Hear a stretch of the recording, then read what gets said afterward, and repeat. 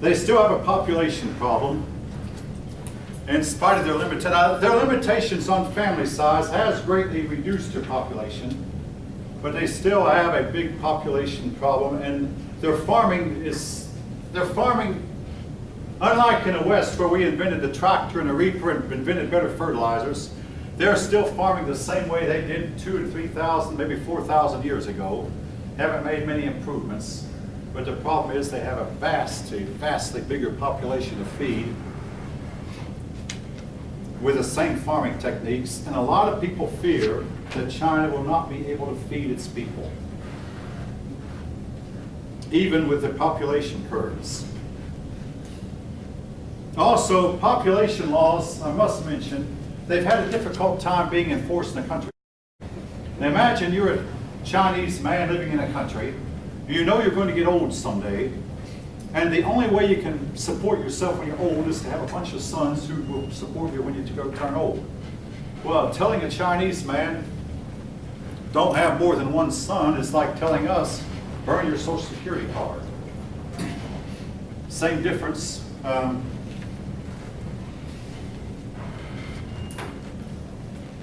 They need these children in order to guarantee they'll have support when they get old.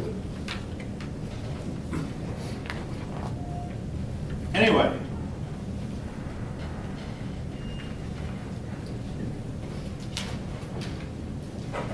all right.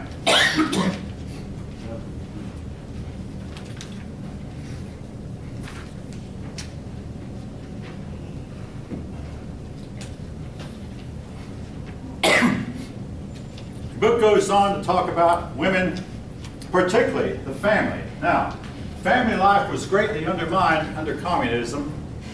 All right, owing to, imagine this, folks. You're sitting at home and you utter some word against our president. The next thing you know is the police are coming, they're coming to grab you and haul you off somewhere where your family will never see you again. This is what went on in Russia, it went on in China. You didn't know who was going to inform on you. But children were told at school, if your parents say anything against the government, you tell us, and we'll tell the cops.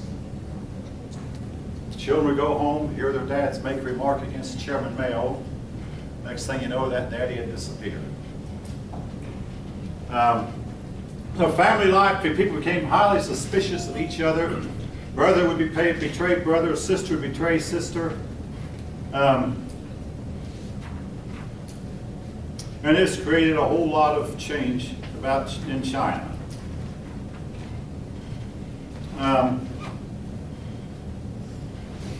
Oh yeah, your book does mention this, on page 815, that a lot of persons were called rice Christians because Christianity was often associated with prosperity. Some Chinese converted to Christianity in hopes it would make them prosperous like it made Americans or Europeans prosperous. But again, as China has become more tolerant of religion, you can say what you want to, folk, but as China has become more open toward religion and more tolerant, they have elevated, they have prospered. And I think all of you know today, China wound up buying the United States debt, which means in effect China owns the United States. China has started a space program, and their space program is seemingly getting off the ground. I mean that literally. They put men into orbit, they put satellites into orbit, they've sent a satellite in orbit around the moon, and they plan to set up a colony on the moon. That's one of their long-term goals. Your book makes a comparison, close out here with a comparison between Confucius and Marx. Did they both, without meaning to, were they both a lot alike? Yes? If China owns us, why are we one of the major powers? Why or what? Why are we one of the major powers? We're still looked on as being an economic powerhouse. But they own it. All right, I'm going to tell you something. Here's how we got rich. We seem to be rich because we're spending money we don't have. We're borrowing money. And going down, talking about as individuals in the nation, we're going deeper and deeper into debt. But we still appear to be rich. And we still control trillions of dollars of the world's economy.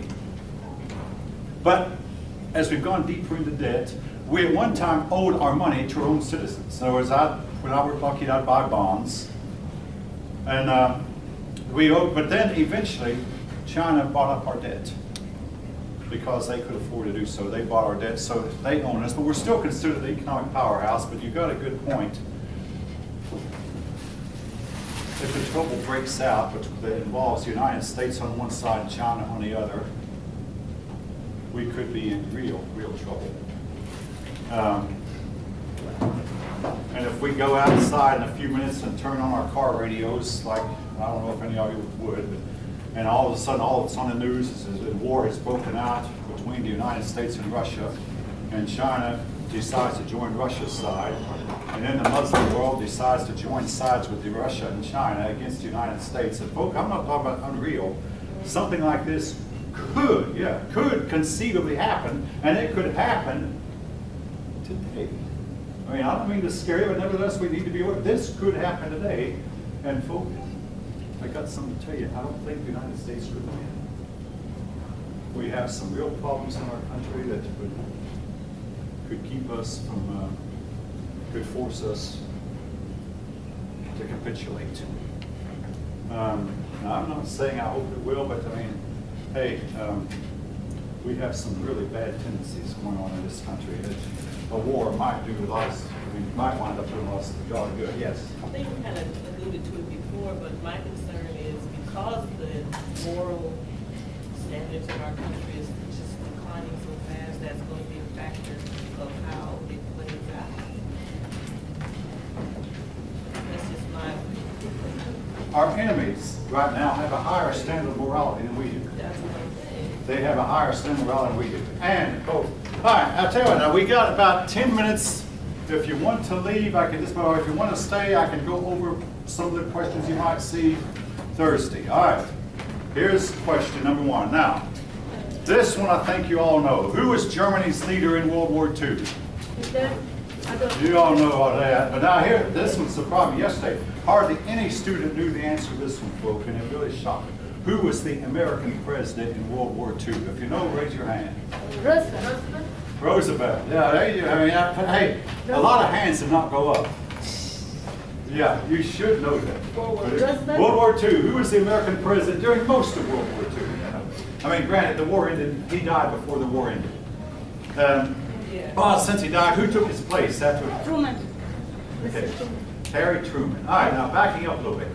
In India, there was a man who wanted to get rid of the British, and he's advocated peaceful resistance, passive resistance. Gandhi, otherwise known, what does the word Mohandas mean? Mahatma. Mahatma, it means in English, great soul, great soul. Now, Gandhi developed a friendship with a man who was also from India, but who was different from him, who took Gandhi's place when Gandhi was shot. Who? Nehru. Yeah, Joe. Yeah, some of you know that. My other class has mostly American students, and they're either Latin American or Anglo-American, but this class I think has more students from the other side of the ocean.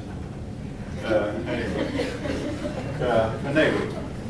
All right, and yeah. Now leaving that, now the test will cover. Chapters 24.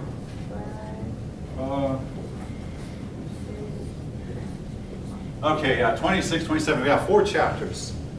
All right.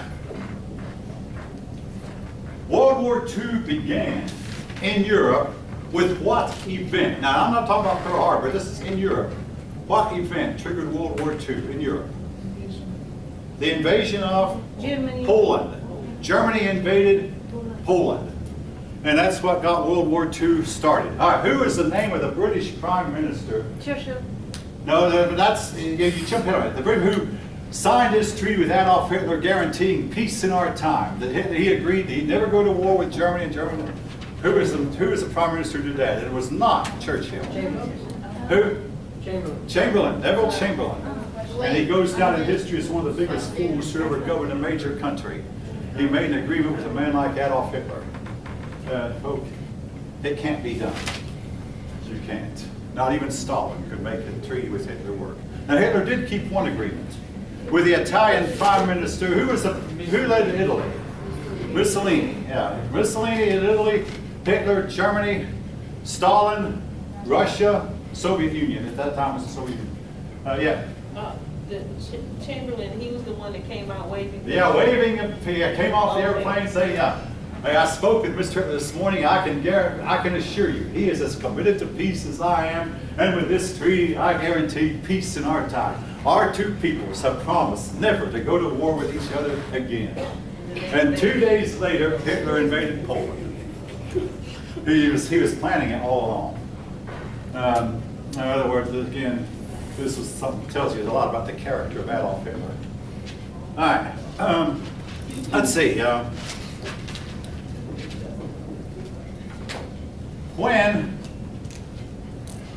When Stalin died, after a power struggle, who wound up taking over and running Russia for about 12 years? Right after? Yeah, he was the one who was sometimes called the Corn Man. Nikita Khrushchev. Again, if you'd grown up when I did, you'd be familiar with that name because we kids would tease each other about him a lot. He was an overweight, warty old frog, and the girls would say, "Do you like Nikita Khrushchev?"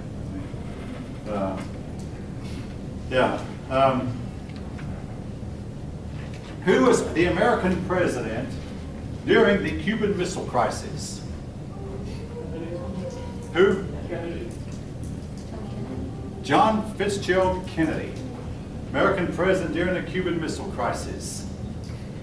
All right. After Khrushchev, the next important leader of Russia was, the Soviet Union was Brezhnev. Yeah. I mean, the important ones in this order were Lenin, Stalin, Khrushchev, Brezhnev. In between, there were some lesser ones. And then finally, the last one was Gorbachev. You said after, who was his name again? After who? After Khrushchev. After Khrushchev, Brezhnev. I thought I had his name down. Anyway, Brezhnev. I think I erased his name. All right. What did Brezhnev do? Oh yeah. Between the wars, between World War I and World War II, what was going on with Japan's population? I'm sorry, what did Brezhnev do? I missed that. Oh, Brezhnev, he took over after Khrushchev was deposed. And he was very, very stringent, very strict. He sent Solzhenitsyn into exile. He exiled a whole bunch of people who disagreed with him. Anyway, what about Japan's population between the wars was doing what? Expanded. It was increasing. It's ironic because today the Japanese people are hardly having any children at all to speak of, but between the wars, they had a big population boom. All right, the United States got involved as a result of what event? Pearl Harbor, December 1941. What was the name of the famous battle where the combatants never saw each other? They'd shoot at each other, but they never saw each other. The Battle of the Coral Sea. Battle of the Coral Sea. It was a Navy battle where the ships would fire at each other. They knew where the enemy was, and they'd send airplanes to bomb each other. The airplanes saw the enemy, but the ships never saw the enemy ships. The only battle in naval history, you know, of where the combatants never saw each other. Battle of the Coral Sea.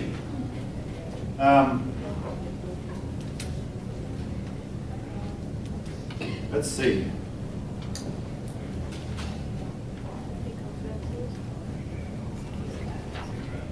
During the Vietnam War, who was the leader of North Vietnam? I accidentally called his name out once today. Ho Chi Minh, leader of North Vietnam.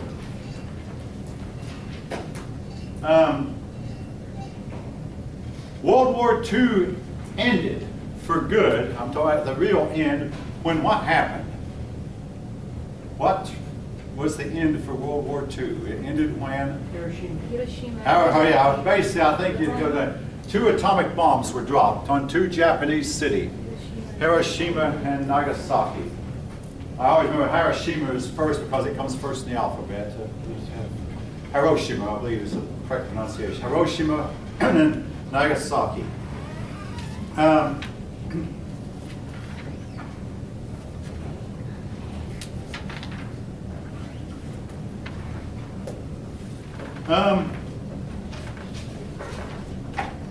What is the name that Churchill gave to the nations in Europe that were now under communism? He said that there are now Iron Curtain. You don't hear much about the Iron Curtain anymore, but they were called Iron Curtain countries.